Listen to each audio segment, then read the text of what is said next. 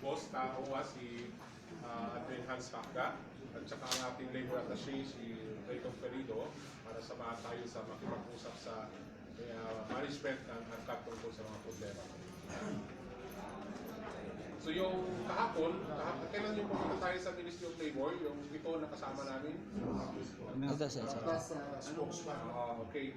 So yung mga pangalan na naibigay natin, yung sinabit natin sa Ministry kay Mr. Aburayan, ay pinorward na po namin sa management ng ARCAD upang ang instruction niya ay ma-compute lahat yung mga settlement ninyo. So, alamin natin kay Mr. Bahad kung ano ang development yung kwan nyo mamaya, yung mga settlement nyo. So, habang wala pa siya, nantay mga 15 minutes daw kasi galing din siyang Alcobar. Nagka-problema daw ang sasakyan niya. So, 15 minutes antayin natin siya. Kausapin muna natin sila at Hans at sila. Sige, magandang hapon po sa inyong lahat. Magandang hapon, sir. Kami po ay nandito para makataupalan namin kayo. Siyempre, nabalitaan na rin po namin sa mga mahal ninyo sa buhay sa Pilipinas. May mahal sa buhay pa ba kayo? Sir. Ilan sa inyo na may mahal pa sa buhay? Nabawasan na, sir. Bawasan na yung I love you, sir. Meron pa rin, di ba? So yung mga mahal ninyo sa buhay sa Pilipinas at para magpahatid ng mensahe ng pag-asa, suporta at tulong mula na rin sa ating mahal na Pangulo, Rodrigo Roa Duterte, at sa ating mahal na kalihim ng paggawa si Silvestre Bello III. Ay sa Secretary Bello sana, kung hindi lang naantala, may hearing sa Senado ngayon tungkol sa budget ng DOLE, eh ninanais din sana niyang makapiling kayo at makiisa sa inyo.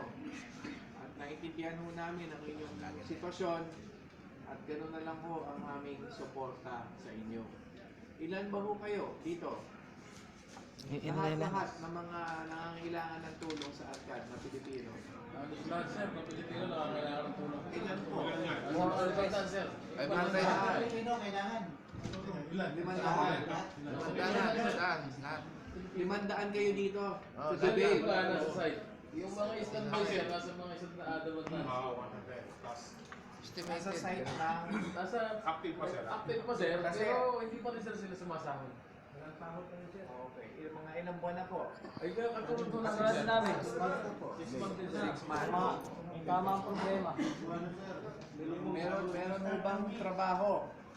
May trabaho, tuloy ang trabaho. Tuloy po ang trabaho nila, pero tuloy din po ang hindi pagsweldo. Tuloy pa, kada trabaho, kada tuloy din ang walang sweldo na panaman sa trabaho. So meron tayong patuloy na pakikipag-usap. Ang naunawaan ko ay meron din kayong ahensya sa Pilipinas. Yun Sir, po. kami sir, wala kaming wala kaming ahensya sir sa Pilipinas. Direct po kami. Galing po kami Karamihan po ng MMG. tao dito, galing po ng Almujin. Almojir. Karamihan po ng MMG. Oo, dati po MMG sir. Mga magpapadalawa na po kami, sir. Nadalawahan na po kami. Strike to sir. Tuhits po. Strike. Pwede pa na isa. Ay, hindi na po. Yan na po. Nagtatry po po lumipat. Strike 3 eh. Pero kami po ay hindi na. Mga senior citizen na rin sir. Pero ang pagkaalam ko, konektado sa Ashmill to, di ba? Sister company. Meron ba nanggaling doon sa Ashmill? Wala naman. Wala. MMG lang sir. Kasi nung isang taon, may isang taon na siguro nung pagdalo. May Isang taon na sa October 18. Ang isang may ulat ko sa inyo kahapon, ka-meeting namin yung Ministry of Labor sa Riyadh. At nagbigay kami ng listahan ng mga may problema ng mga kumpanya, Pilipino sa may mga kumpanya na may problema. At kasama po yung ARCAD doon sa listahan namin binigay doon sa Ministry of Labor. Doon sa Assistant Secretary of Labor na nakapulong namin, na kanegosasyon namin sa Riyadh. Kaya idinulog namin sa kanila at ang tugon naman ay patitignan, pa-actionan po nila yung sitwasyon ninyo dito. Okay, so yun naman ay sagana ng Ministry of Labor and Social Development sa Riyadh. kayo po ba'y nakakatanggap ng tulong suporta mula sa amin? Habang nandito kayo. Meron naman. Pamagitan ni Sir Leven, sir. Nakakapit. Tubig. Walang pambara.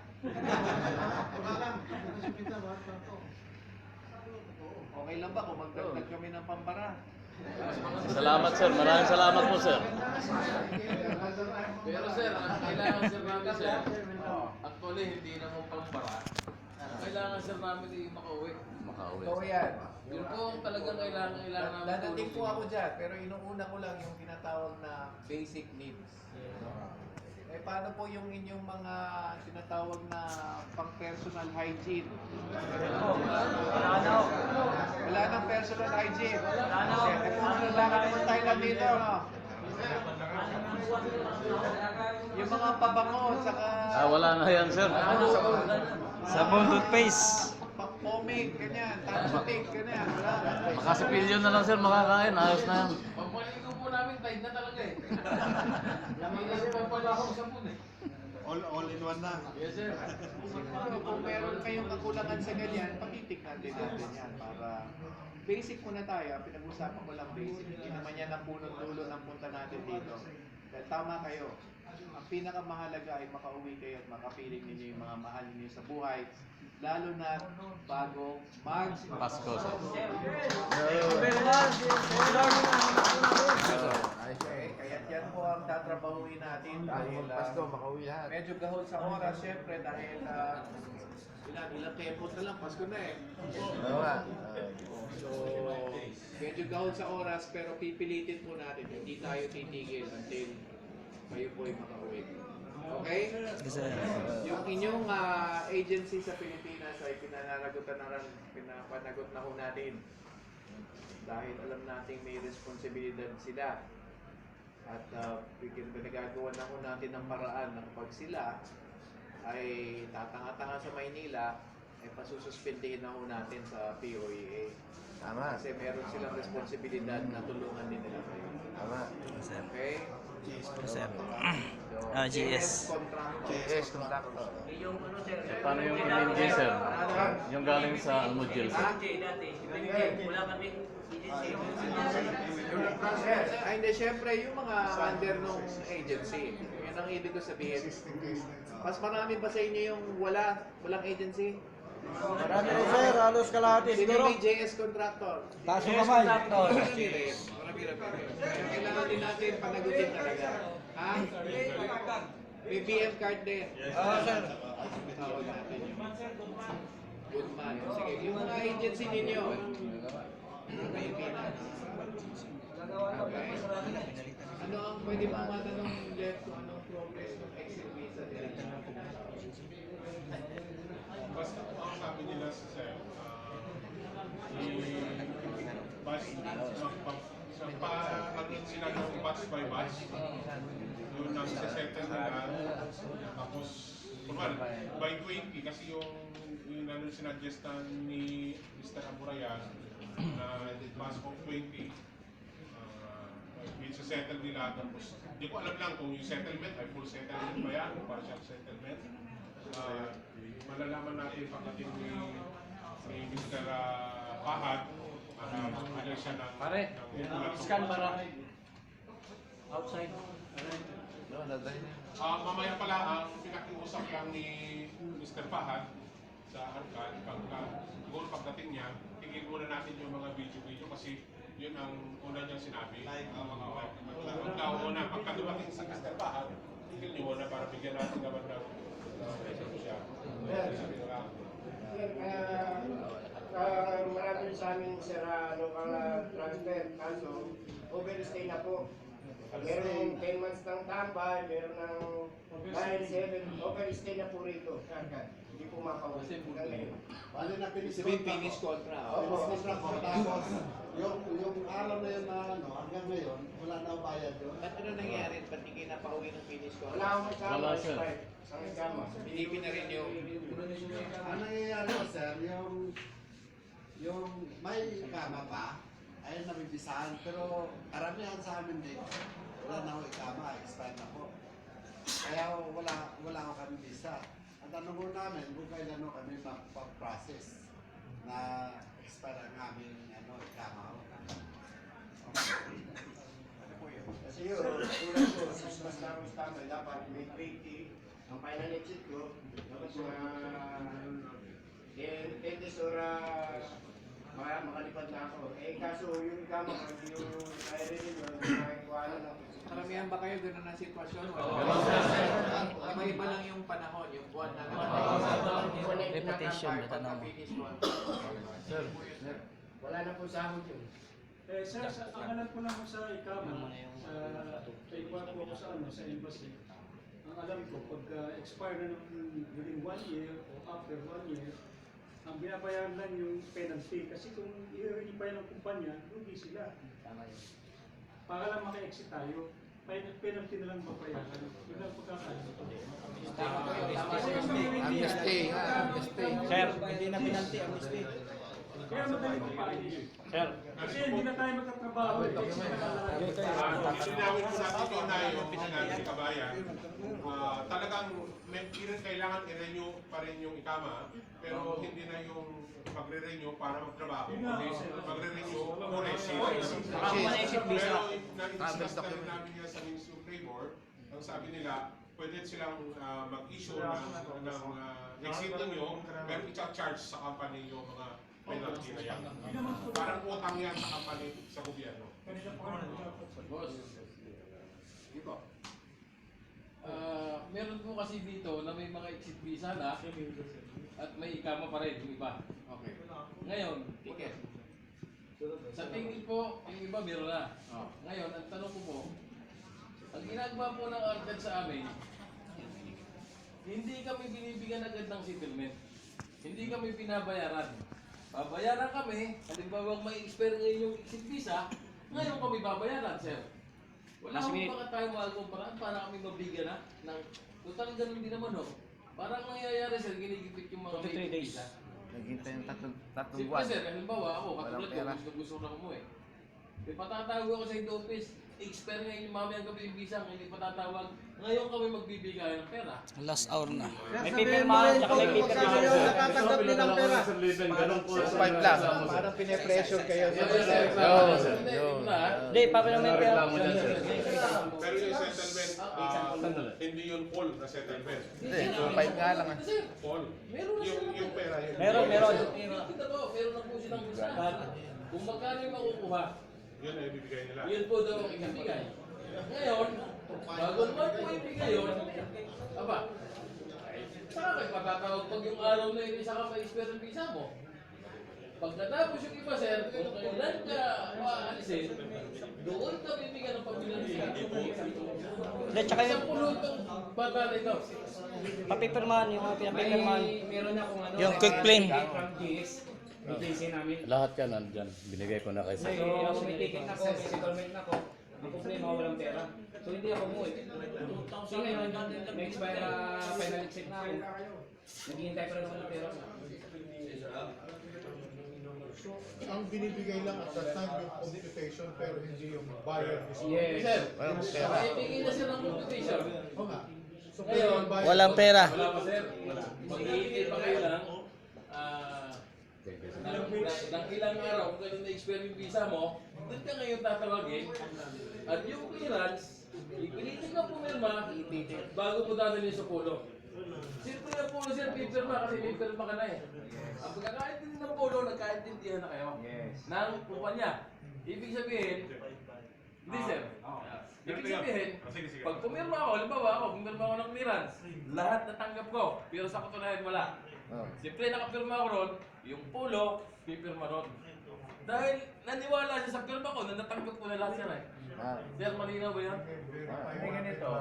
Meron, siguro kumuha tayo ng mga Hindi nga sir eh. Ito, meron dito na. Ito, may sample dito.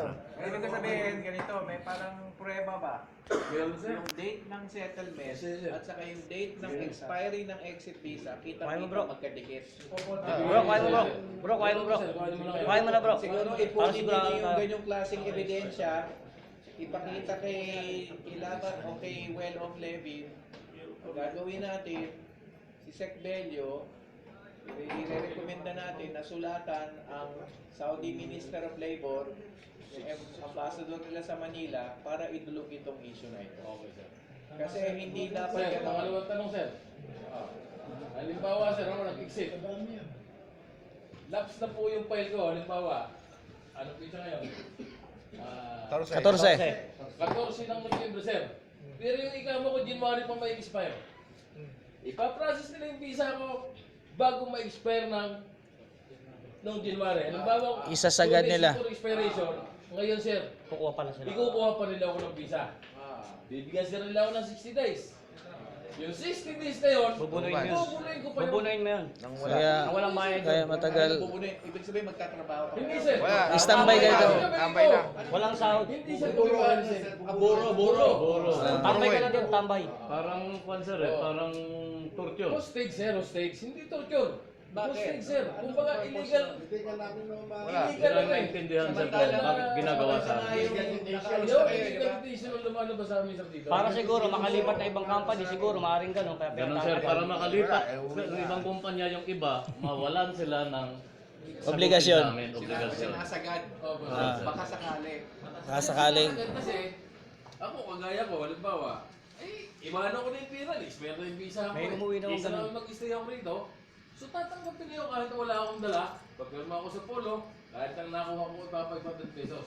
Na ang aking settlement ay 50,000 reals. Ngayon, sir. Tumanggap na gano'n. Marami na. Marami na, maraming umuwi. Maraming umuwi. Halos Ngayon, lahat. sir, Naiyak na lang. Ganito, yun hubang umalis dito. Nagreklamo. Hindi mo na. Umalis dito, na-clear sa uwa. Pero wala namang natanggap na pera. Pwede ko bang magreklamo sa Pilipinas? Siyempre. Yun. Paano yun sir May- yung may validity palalagutan. ng pirma rito? Sir, may pananagutan po ba ang EJS no? Simple ang prinsipyo dyan. Kapag kayo ay sinasabi ng settle kayo dito sa Pilipinas, sa Saudi, ang sabi ng Korte Suprema, kung yung sinettle ninyo ay sa sitwasyon na napilitan kayong tumanggap na hindi akma o tumbas sa nararapat, pwede pa kayong umako. Yun ba sir ang force to sign na Sir, basta na may ginagawang ebidensya ng- initial doon sa Kasi pirma? kabit sabi ng Korte Suprema, alam na namin yung sitwasyon sa Middle East na ang sitwasyon kailangan ng exit visa sa kafil at minsan ay may presyo na basta lamang magkaroon ng ticket pa uwi, exit visa, ay napipilitang pumirma. Tama, sir. So alam na ng Korte Suprema yung sitwasyon, kaya posible talaga na ang settlement ay nagkakaroon pa ng pagkukulang na tinatawag, may joint and several liability, may liability pa yung recruitment agency pag uwi. Kaya dapat ang moral lesson dyan, dapat dito pa lang ay wasto na yung settlement. Opo, sir. Pero ang katanungan lang po ay mga duration po ng proseso na yan, gano'n po katagal? Proseso naman. Na pakiklaim mo pag nasa Pilipinas ka na. Ay meron tayong mga proseso na dun sa yung conciliation na tinatawag, yung SENA na tinatawag, at meron ding pag-file ng kaso sa POA at sa NLRC. Meron naman tayo marami ng mga workers na nagkaroon na ng hustisya mula sa POA at sa NLRC. Pero sa ngayon, ang pinakamahalaga siguro sa inyo ay magkaroon ng wastong settlement at pag-uwi. Mula dito. At yung sinasabi ninyong iniipit kayo, siguro magpresenta kayo ng kahit iilan, kahit 4 o 5 prueba para ma-establish natin at magre-recommend na nga tayo sa ating mahal na kalihim ng paggawa na idudog niya ito sa kanyang counterpart sa Minister of Labor. Kasi nung nag-uusap yung Minister of Labor ng Saudi at si Sec Bello noong Agosto, sabi ni Sec, kailangan natin proteksyonan yung mga katulad ng nasa sitwasyon ninyo na nasa stranded. At sabi ng Minister of Labor, tutulong din talaga sila. Okay, dito, Minister of Labor dito. Okay? So yan po ang isa nating magagawa. Total, naitulog na natin sa Ministry of Labor kahapon. Hindi lang nga sa minister nila. At least nadulog na natin yung mismong pangalan ng kumpanyang ito at yung sitwasyon ninyo. Sir, tungkol din sa form ng quick claim and settlement, kailangan bang pirmahan yan? Tapos kapag i-claim na nila, ibibigay lang daw sa kanila ay 2,500 real. Ay, siyempre, ang sagot ay hindi. Kung kayo ay linalagay sa sitwasyon na hindi kayo komportable, idulog nyo kaagad po sa amin. Yan nga, Kasi sir. sabi nga ni Well of Left, ay kausap niya po si Abu Rayyan ng Ministry of Labor dito, yung crisis committee dito. So pwede naman din, bukas din ang pinto niya para indulog sa kanya mga problemang ganyan. Hindi ho pwedeng nagkakaipitan. Parang ang labas niya na inigisa pa tayo, kayo, sa sarili nilang mantika o pagkakamali. Sir, may pananagutan po ba yung agency namin, for example, ay nakauwi na kami at hindi pa nagbibigay yung settlement namin dito? Ayun na nga, parang na ganun kanina, meron.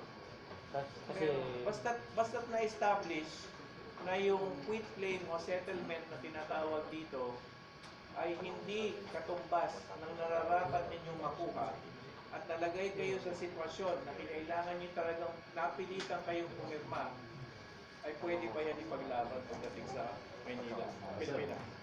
Yung ebidensya na sandali. Yung ebidensya na sinasabi niyo, baka pwede nilang maibigay na sa inyo ngayon din. Para yun ay nailakad na agad. Kopya ho ba yun o Yung may mga ebidensya. original lahat yun? Original lahat yan. Galing sa inyo yun. Yung form. Dito sa inyo galing sa amin yun. Galing sa kanila yung form. Sir, Bigay na kami lang. po, alimbawa kami 5 years na. May habol pa po kami sa agency namin sa BM Card. Kung hindi mabigyan ng pera rito. Sa ordinaryong sitwasyon, wala po. Pero bagaman ganoon, ipatatawag pa rin natin yung ahensya. Okay? At dudulog tayo sa maganda nilang kalooban. Boss, Ay, tingin nyo muna yung mga tingnan mo na video. Tago lang natin.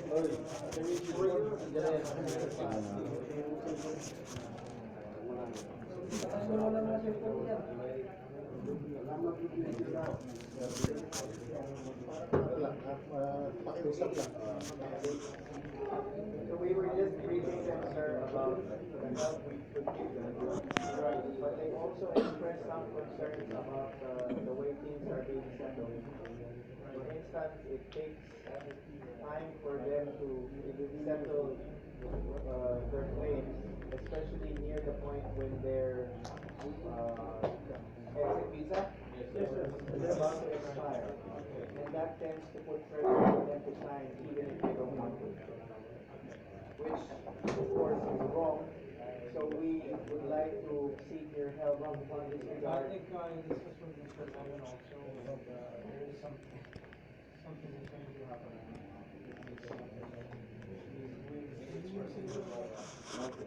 So I just told them also that we met the Ministry of Labor in Riyadh. Yeah, exactly. And we mentioned the name of this company and the workers who are having problems here. And also when I get back in Manila, I will report to the Minister of Labor in the Philippines. And by the way, President Duterte also is aware of the situation here.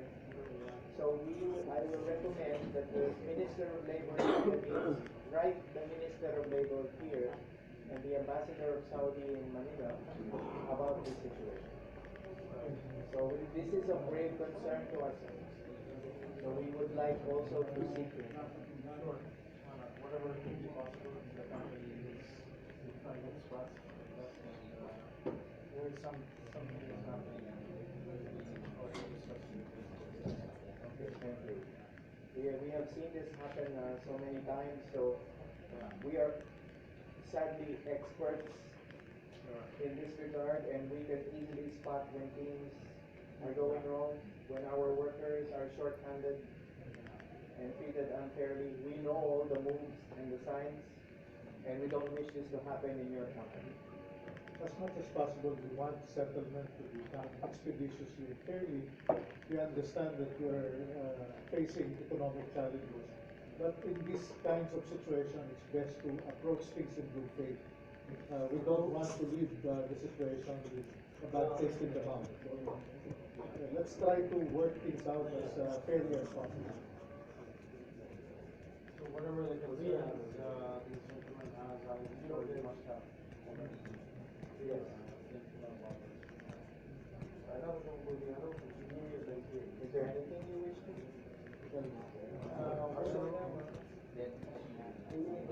Any update for the any salary? Yes, of course, sir. Yes. Only 3 months.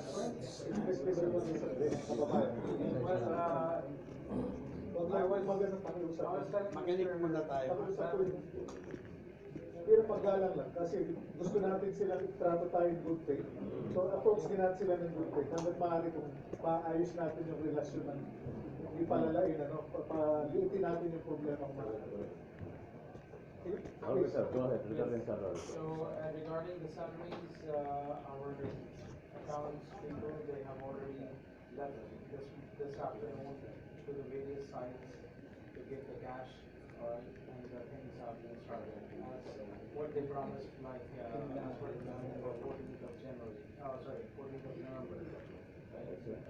So they have started giving that from today. I believe, even while I was trying to come Which month? today, sorry, Which month? Which one? Which?